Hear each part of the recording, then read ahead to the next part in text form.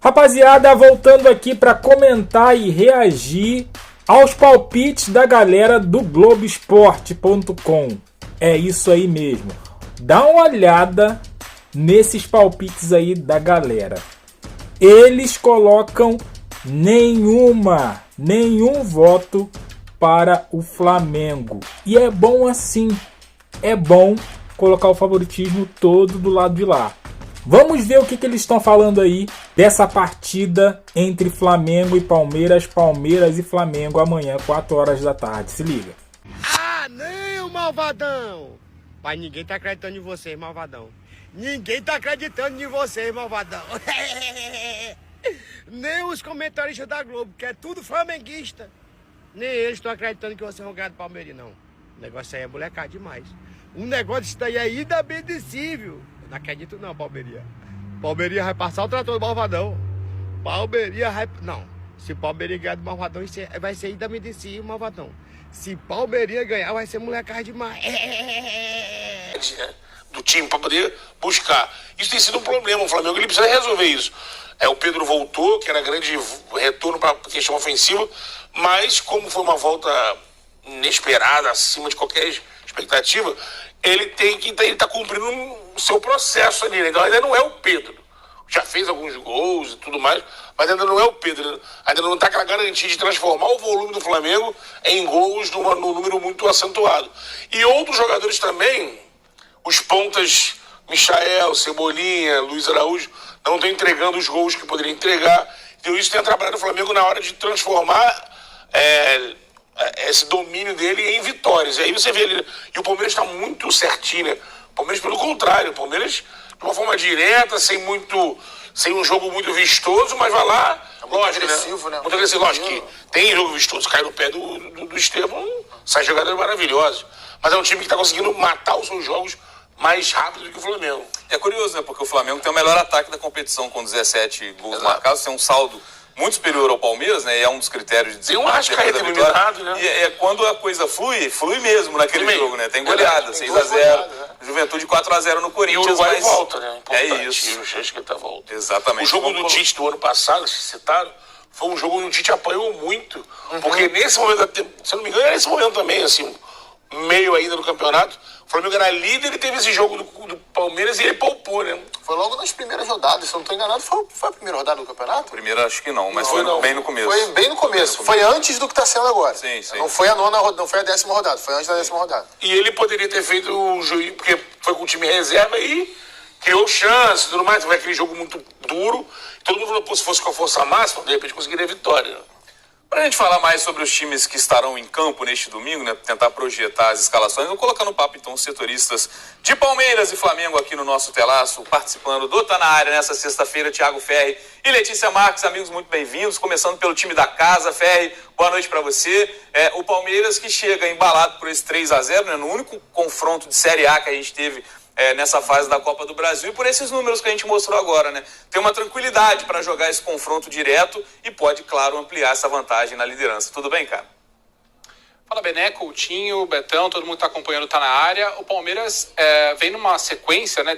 Vocês citaram aí depois do Campeonato Paulista, né? O Palmeiras estreia no Campeonato Brasileiro contra o Botafogo, ainda sem mudar o esquema, né? A partir do jogo seguinte contra o Sporting Cristal, tem essa mudança aqui com ou Bruno Fux, ou Marcos Rocha, ou o Giai ali mais preso pelo lado direito, o Estevão um pouco mais por dentro ali ao longo do tempo. Então, o Abel, desde que o Abel encontrou a atual formação do Palmeiras, são 14 vitórias em 15 jogos, né? Só a derrota para o Bahia nessa sequência.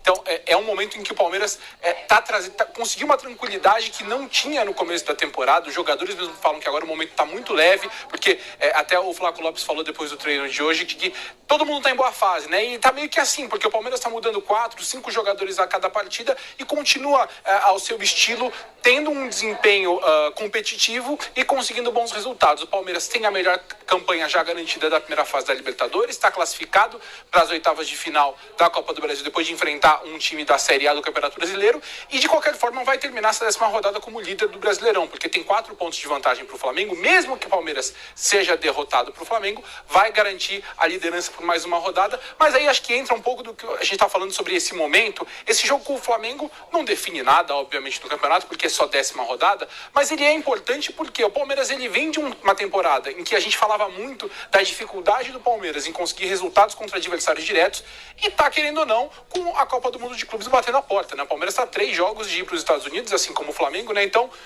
tem, obviamente, essa questão, essa resposta, pensando também nesse momento de afirmação do Campeonato Brasileiro, mas manter esse céu de brigadeiro que o Palmeiras está vivendo nesse momento, com uma viagem, com uma competição tão importante, batendo a porta aí na academia de futebol.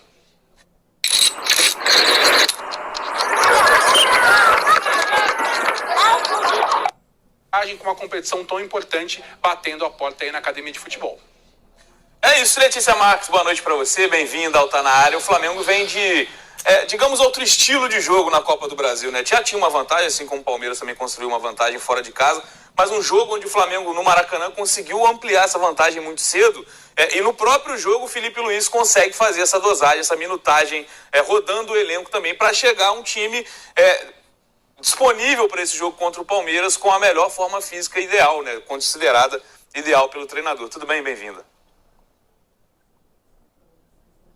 Boa noite, Bené. Boa noite a todo mundo que está acompanhando. Bem, como você falou, né? O Felipe Luiz ele usou essa partida contra o Botafogo da Paraíba justamente para dar uma rodagem no elenco, dar minutos a quem precisava ter minutos e também fazer alguns testes em alguns jogadores em posições um pouco diferentes e, claro, já olhando todo esse planejamento, pensando em função nessa partida contra o Palmeiras. E aí, falando sobre essa partida contra o Palmeiras, o Flamengo vai ter uma peça, digamos, crucial, né? Como todo mundo entende, que é a escalação do Arrascaeta. O Arrascaeta, ele não teve condição de jogo na última rodada do Campeonato Brasileiro contra o Botafogo, né? O clássico carioca. O Arrascaeta não é relacionado para essa partida. Ele volta a ser relacionado na partida contra o Botafogo da Paraíba pela Copa do Brasil, nesse meio de semana, mas ele não é titular. Ele começa no banco, mas tem alguns minutos, e o Felipe Luiz, em coletiva, ele até comentou que usou esses minutos para não deixar o Arrascaeta fora de ritmo, pensando, claro, no Palmeiras. Então, o Arrascaeta é uma peça que volta a esse elenco, fica à disposição do Felipe Luiz, obviamente será titular, ao que tudo indica, mas o Flamengo tem um treinamento de sábado ainda para definir esses 11 titulares, Bené. Mas tem algumas outras posições ali que, como você já falou na abertura, o Flamengo tem alguns desfalques. O Wesley está suspenso, não joga. Pulgar e o Alan também não retornam para essa partida contra o Palmeiras. A tendência é que eles retornem só na partida do meio da semana da Libertadores. O Flamengo também não vai ter o Plata e o Dela Cruz, que se recuperam de lesões. Então, o Felipe Luiz vai estar longe de ter a sua força máxima, mas planeja levar a campo, né, no Allianz Parque, o que tem de melhor à disposição para essa partida. Um time um pouco mexido, mas um time com o que ele considera de melhor, é claro. A gente vai falar sobre essas possíveis não, né? Essas mudanças obrigatórias que o Felipe Luiz vai precisar fazer. O Abel também, vou falar com o Ferre daqui a pouquinho, sobre ausências nesse time, também por suspensão e por lesão. O Felipe Anderson deixou o jogo contra o Ceará logo no começo sentindo dores. Mas antes disso, falar um pouco desses destaques, né, Coutinho? Quando a gente fala que espera um confronto bem jogado, de um jogo bonito, passa muito por esses dois caras que a gente cita toda vez que vai falar de Flamengo e Palmeiras. Arrascaeta do lado do Flamengo e o Estevão do lado do Palmeiras.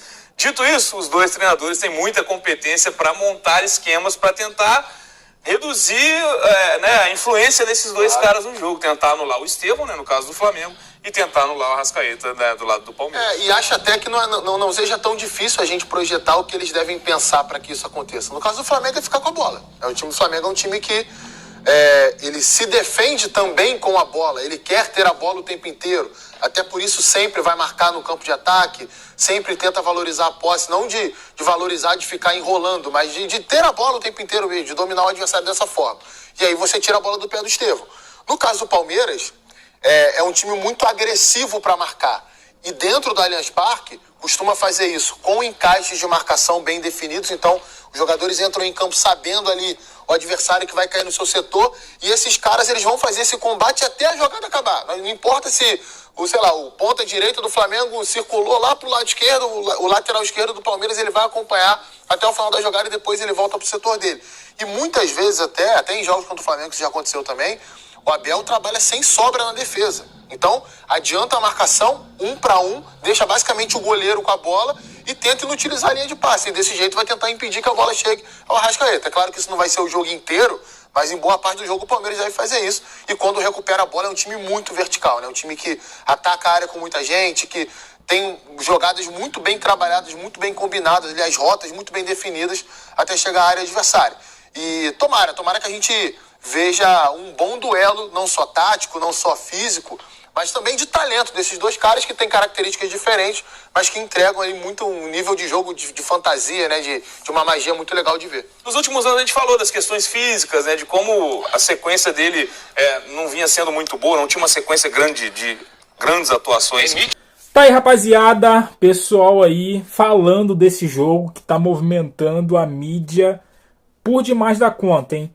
E ó, eu quero mostrar aqui pra você os palpites dos jornalistas do GE. Se liga. Olha só o que eles estão apostando. E é bom que assim seja. É bom que assim seja. Por quê? Quase todas as vezes que o Flamengo, não no histórico recente nem tanto, né? Mas quase todas as vezes que o Flamengo entra como favorito, dá uma merda. Dá uma merda. Então, sempre ou quase sempre que isso acontece, Flamengo toma um empate ou perde. Então, assim tá bom demais, cara. Tá bom demais. A semana toda, né? Segunda-feira já começamos a falar desse jogo, né? Até o momento do pontapé inicial desse jogo, vamos continuar falando. E até o momento, desde lá de segunda-feira, o favoritismo é todo do Palmeiras. Todo do Palmeiras. Todos colocam o favoritismo para o Palmeiras. Seja o empate. O empate é bom para o Palmeiras. O empate para o Flamengo é ruim? Não é ruim. Mas para o Palmeiras é excelente não perder para o Flamengo. Então, assim, muitos colocam empate e muito mais ainda colocam a vitória do Palmeiras e descarta qualquer possibilidade de vitória para o Flamengo. Então, nesse cenário, o Flamengo gosta de jogar. E não sei se você está aqui sempre me acompanhando no finalzinho aqui do vídeo do React, e eu falei o seguinte: esse Flamengo gosta de trabalhar sob pressão. Esse Flamengo gosta de trabalhar sob pressão. Pode ser que lá no Allianz Parque amanhã aconteça um desastre e Flamengo perca. Pode ser. Só que Flamengo precisa do resultado muito mais do que o Palmeiras. Palmeiras está aí folgado, né? E o Flamengo, se perder, vê o rival a 7 pontos de distância. Então, para o Flamengo, é jogo não de vida ou morte, mas é um jogo importante que precisa somar pontos e somar pontos com vitória, né? E tá aí o palpite dos caras. Isso é bom pro Flamengo. Você acha também que é bom? Deixa aqui no comentário. Mas se você discorda de mim, também deixa aqui no comentário, deixa aquele like, se inscreva, compartilha. E eu fico por aqui, até a próxima. Valeu!